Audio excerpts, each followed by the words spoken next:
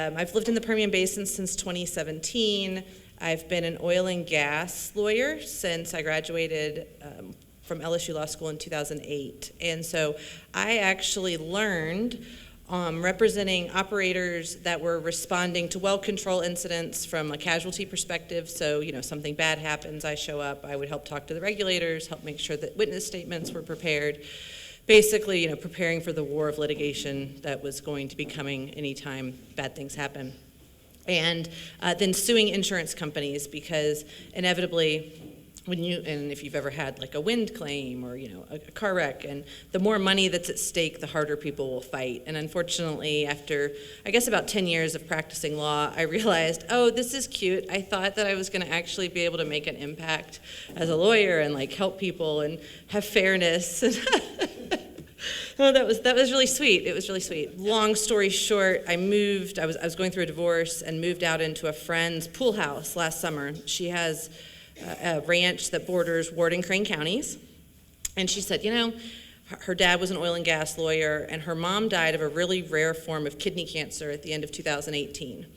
And her dad was an oil and gas lawyer, and then he died of a heart attack about 6 months. We say that he died of a broken heart after Mary died. But she's fifth generation cattle rancher out there. And she said, can you just move into the pool house for the summer and write some nastygram letters to the oil and gas guys? She's like, Chevron's on the north side, and then on the south side, it's some smaller guys, but I'm sure Chevron will step up and do the right thing. And so I got out there, and Chevron had just assigned its remaining interests in the field to a local company called Pitts operating. And I started digging, and 9 months after moving on to the ranch, 9 days after moving on to the ranch, the Estes 24 well blew out. And so the Pitts pumper called me on my cell phone and said, hey, Sarah, I was checking wells, and I'm out here, and there's like, I think he called it like a bog or something wet. And I was like, oh, we don't have anything wet. I'll be there in a minute. And I showed up, and it was about the size of this room of just, really crystally salty water and a bunch of dead mesquites. And you guys know how hard it is to kill mesquites, right?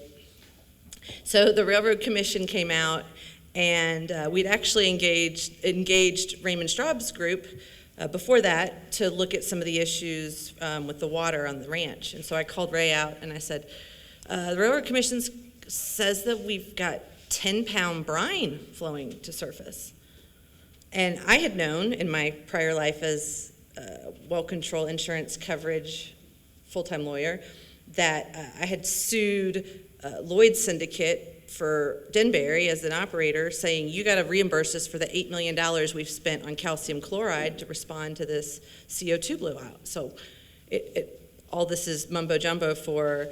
We had kill weight fluid when you're trying to kill a well and you're pumping a weighted fluid down that well, naturally flowing to surface, and we have no artesian water at the ranch. This is bad. So I called Chevron's counsel and I said, hey, Craig, Sarah Stogner, we've got an issue. And we'd already had another well that had come unplugged on the south side of the ranch, and they were going to be out like in a week to look at it. And he's like, oh yeah, Dave's coming out next week and we'll look at it. This is 10-pound brine, and it is shooting out the side of this well, right? Because they came out, they excavated it, and the backhoe operator for Chevron said, oh yeah, this happens like 2 or 3 times a week. These old wells, they just kind of do this. It'll die off in a little bit. And he took a red bucket, and he put a red bucket on top of it so that it wouldn't spray 10-pound brine into the side of the, you didn't want to see it. So now it's just going straight down. And they said, we'll come back and we'll dig until we find good casing, and then we'll just throw a wellhead on it in a few days. And I was like, no, you're going to get a vac truck out here, and you're going to start immediately sucking it up, and you're going to figure out how to kill the well. And then CUD came out, which is a well control company, and they came out a couple days later, and they go, yeah, we're going to dig down to like 30 or 40 feet to find good casing and hot tap it. And I was like, our groundwater starts at 50 feet, right? This is happening. So I say now that we have a zombie apocalypse coming, but it's going to be wells, not people. And we have 30 million barrels per day of produced water in the state of Texas that is currently being injected into saltwater disposal wells. My understanding from talking to the technical experts, and forgive my lack of geology terminology and my engineering terminology and my sailor's mouth, too much time in the oil field, but my understanding is that what we have now is the San Andres has become overpressurized from too much disposal. It is finding conduits. We know pressure goes from high pressure to low pressure. It is finding conduits. It's now communicating with the Rustler, which is next to the Salado, which is a salt formation. It is essentially churning in the Salado until it becomes fully saturated brine and finding its way to surface. And so if I had had a computer that talked to the system, you would have seen a picture, and you can follow it on my social media. Do me a huge favor and follow me, because I get more work done on TikTok than I do with hundreds of thousands of hours of writing traditional briefs and arguing it and doing all that lawyer stuff. So there was a geyser that on January 1st, I got a call from a landowner that says, I've got a well that's got a geyser in Crane County. It's like 150 feet in the air. And the Railroad Commission's telling me that it's a water well. And so we go over there and I see it, and there's, within 24 hours of the well blowing out, had about 3/4 of an inch, is that fair? More?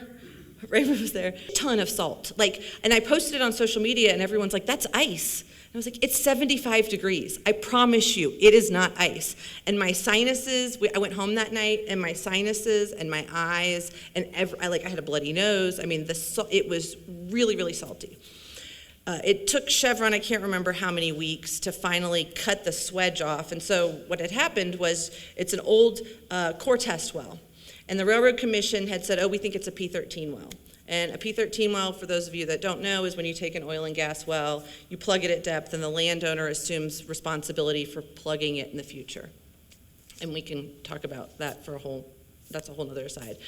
But so it's a P13 well. And so we went in, I have private researchers that are in Austin, because you can't rely on the Railroad Commission's records. And so they have to go into central records, and they have to go dig through the microfiche. And we found out it was an old Gulf test well. Well, Chevron bought Gulf in the 1980s and assumed all those responsibilities. So, but for us hiring private researchers, the Railroad Commission was going to pawn off on the landowner a well that was flowing fully saturated brine at surface. Found out it was an old test well, and I think it's completed to, 600, 1,300 feet something. But right now, they know that the flow is coming from 400 feet, right? And it's unkillable.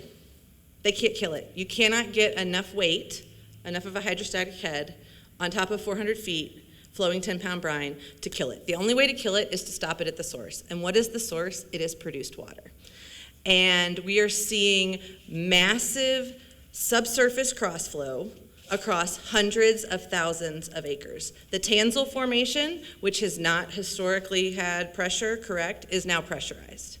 They drilled wells on the property in 2008, oil and gas wells, that were drilled and completed in 2008 with modern day cement and steel.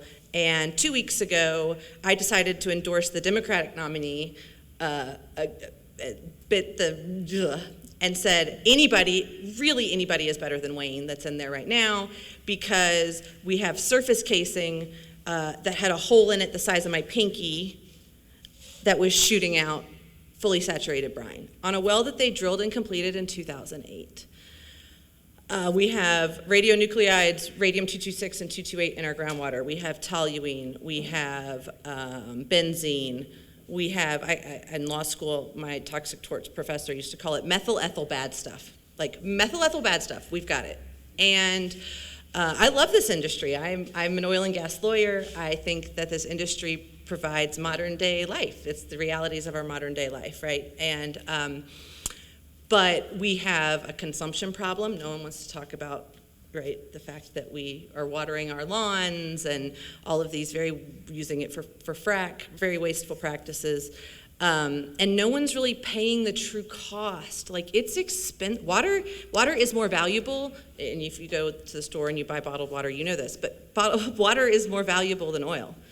And there is a battle right now on the lobbying efforts. I sat in on I went to 2 different meetings last week. One was with a produced water meeting in Houston, and the other was the Landowner and Royalty Owners Association meeting. And at the Produced Water Conference, I heard Chevron people say, in the Central Basin Platform, our infrastructure for water is fine because we've been there forever. We've got supply lines. We've got all of the infrastructure, the midstream infrastructure to be able to move it.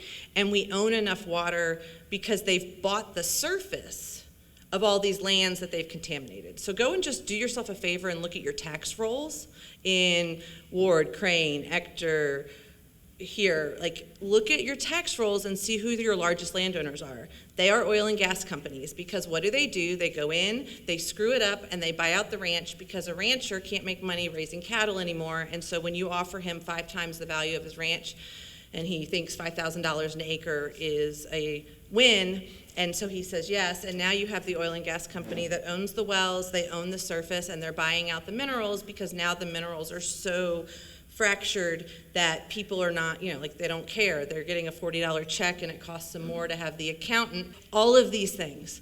And so here we are, and we don't have 10 or 20 years to figure it out. Like, look at the cancer rates in Crane. And I can tell you about the cancer rates in Crane because the ranch that I'm on, they tried to drill supply water wells into the Rustler, and they hit 180,000 parts per million water in the Rustler. And no one wanted to investigate it. And if you go and you look for the records, because there was a lawsuit, because the city of Crane got into a lawsuit, those records are missing. They're gone. It is Dark Waters. If you guys have not seen the movie Dark Waters, please do me a favor. Go home and watch the movie Dark Waters. It is about DuPont and Teflon, and there is a reason that Scotchgard sucks now. It's because you can't use the chemical. Teflon's illegal because it had this carbon molecule, and women in the plants were having one-nostriled babies, and they were killing farmers and ranchers nearby. It's apocalyptic, and it is happening here. And I wish I was being hyperbolic, but it's not. And if the water board's here, like on a state level, and you're talking about state planning, and that the Rustler is our long-term plan, sorry guys, the Rustler is already screwed in the Permian.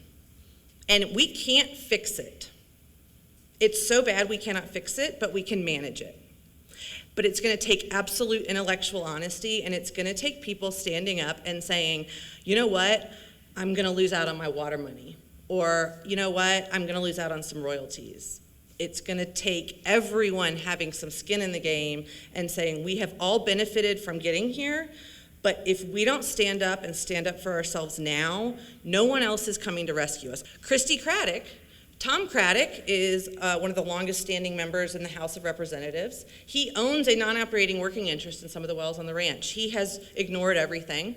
Christy Craddock stood and told Skylar White, who's a rancher down in Pecos, that Beamer Lake, for those of you who don't know, off of 1053, where TxDOT's about to spend $35 million to relocate the highway to Highway 11, which is also sinking.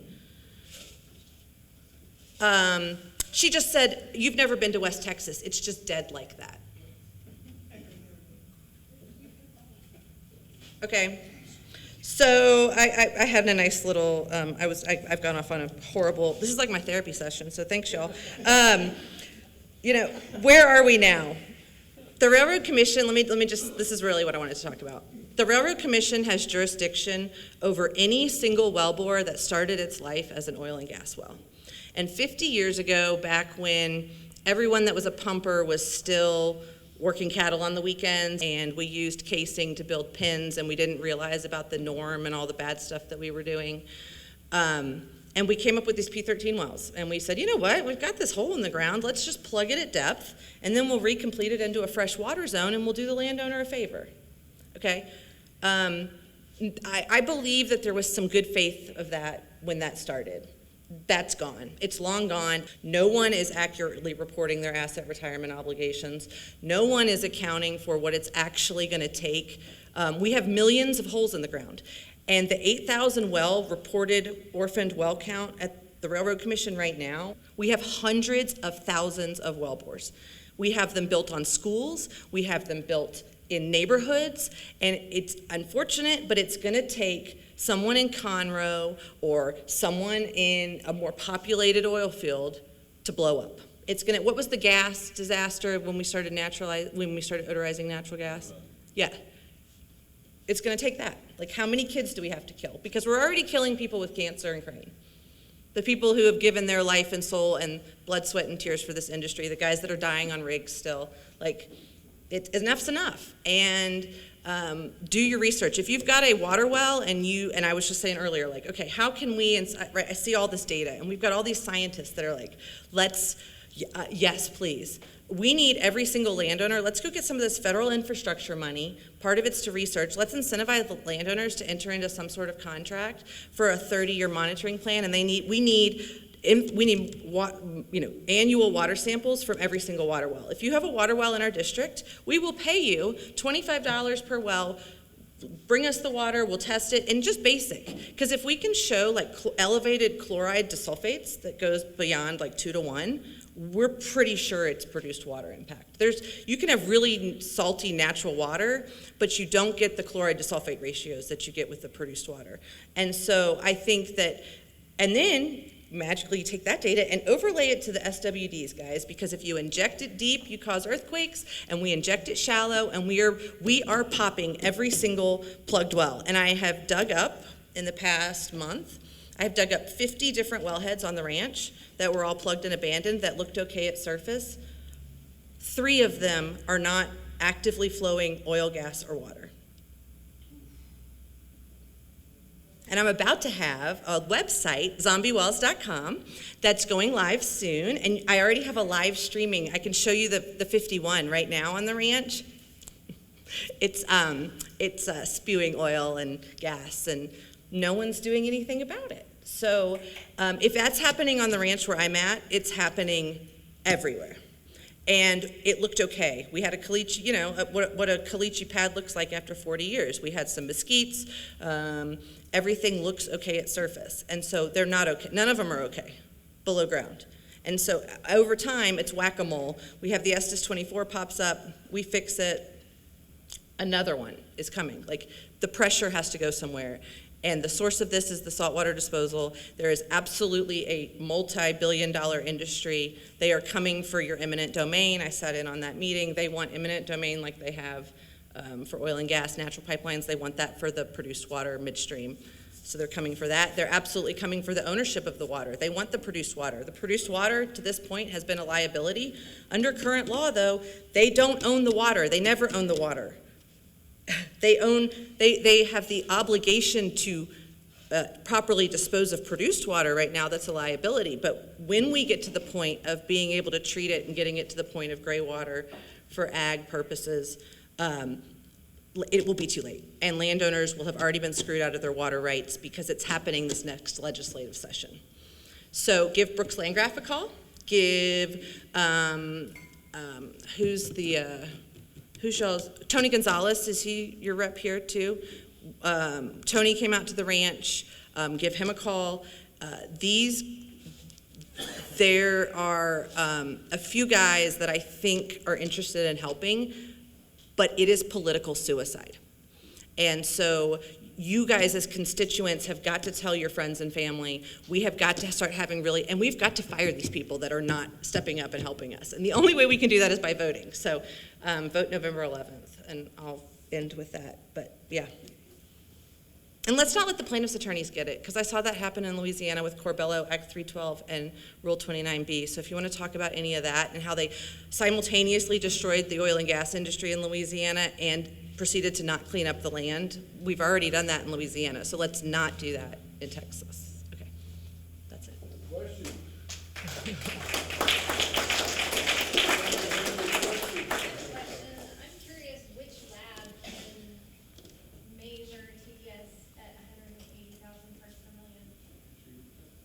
Who? Really high. Yeah, who's our rate? Eurofins.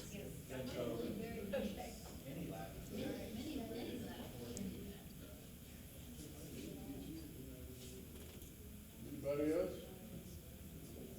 Oh, and like an offer, I have lots of little birdies, I call them, around the state, of people who are in positions where they have information, but they also have families to provide for, and they, need a job and make sure that they can provide. And I don't care.